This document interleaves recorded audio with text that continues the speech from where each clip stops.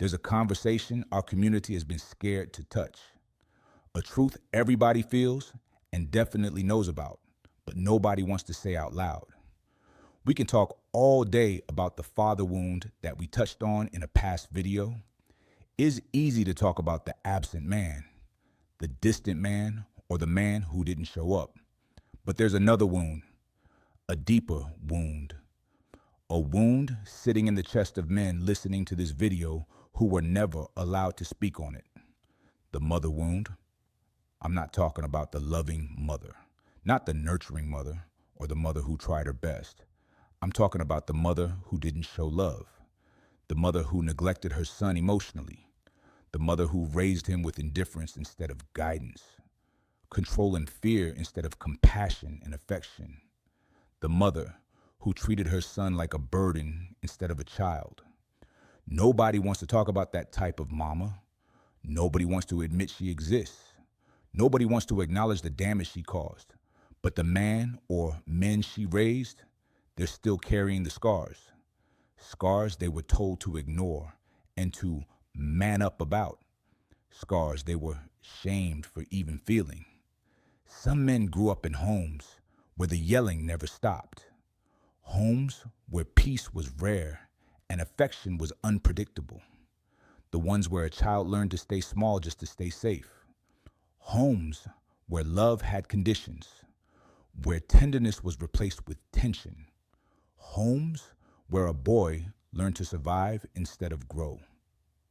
Yeah, I see you. Some men were constantly criticized when they were younger, constantly belittled and talked down to, constantly made to feel like they were too much or not enough. Some were treated like gophers instead of sons.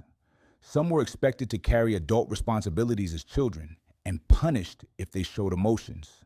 Some were punished for needing comfort as a little boy.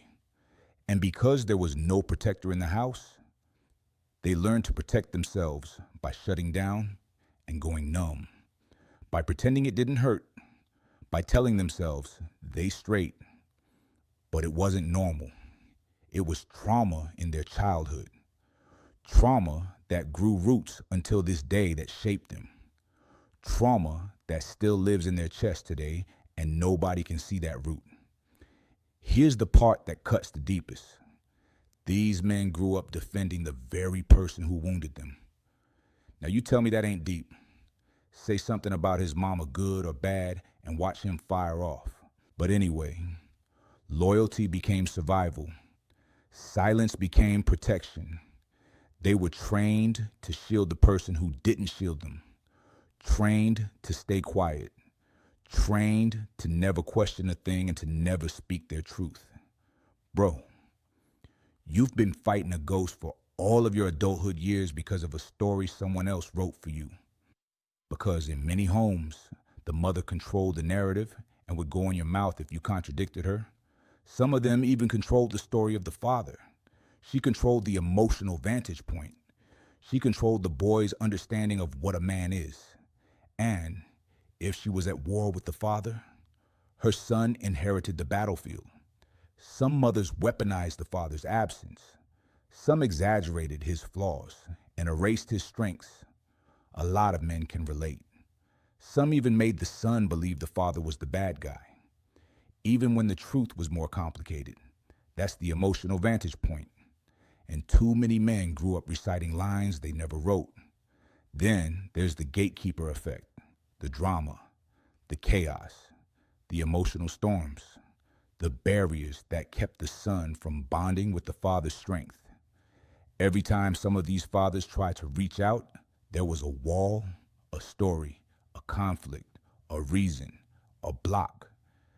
And the boy grew up thinking he didn't need his father, while silently craving the stability he never got, craving the structure he never felt, and the masculine energy he was kept away from, craving the guidance he was told that was dangerous, along with the love he was taught to fear.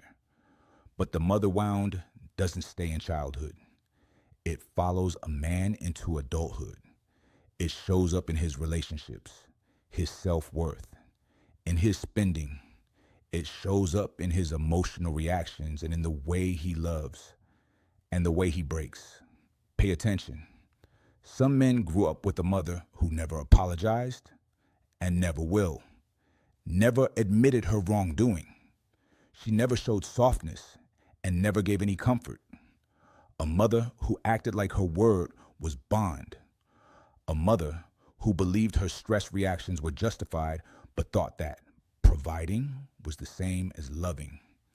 A mother who didn't realize she was raising a man with wounds he spent his whole life hiding. Bars. And here's the truth in our community nobody wants to admit. Some mothers were bullies, tyrants, and were emotionally reckless. Some mothers took their pain out on their sons and punished their boys for looking like the man they were angry at. Some mamas created chaos, then blamed the child for reacting to it. Some of them broke their sons, then called them too sensitive. Some of these men didn't necessarily grow up cold. They grew up unprotected. Some didn't grow up emotionally unavailable. They grew up emotionally unsafe.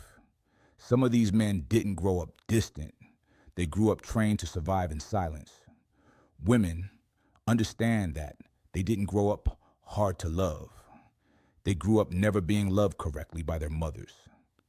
And now these men are adults, trying to build relationships with wounds they were never allowed to name. Some of them are trying to love women while carrying pain from the first woman they ever loved, trying to be strong while still healing from childhood, and trying to show up when nobody ever showed up for them, trying to be men while still carrying the boy who never felt safe. This is why some men ego buy, why some overachieve and lead with money. They chase validation and some crumble at rejection. Why some attach too fast and some shut down too quick. Ring a bell? They're not chasing women. They're chasing the approval they never got from mama. Ladies, you got to understand that some men don't know how to receive love. They don't know how to trust it. Some don't know how to believe it's real, because the first woman they trusted was also the first woman who taught them love could hurt. So now they flinch at kindness. They question loyalty. They brace for betrayal.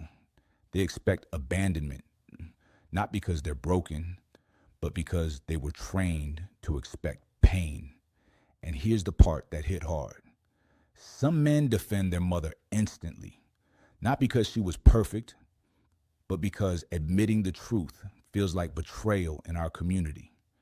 Some mothers created confusion that still affects their sons' relationships, and nobody talks about it.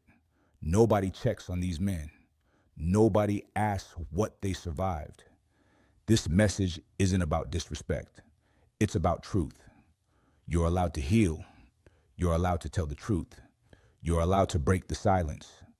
You're allowed to build a life that doesn't revolve around childhood pain. You're allowed to become the man you needed when you were a boy. And you don't need anyone's permission to start that journey to healed manhood.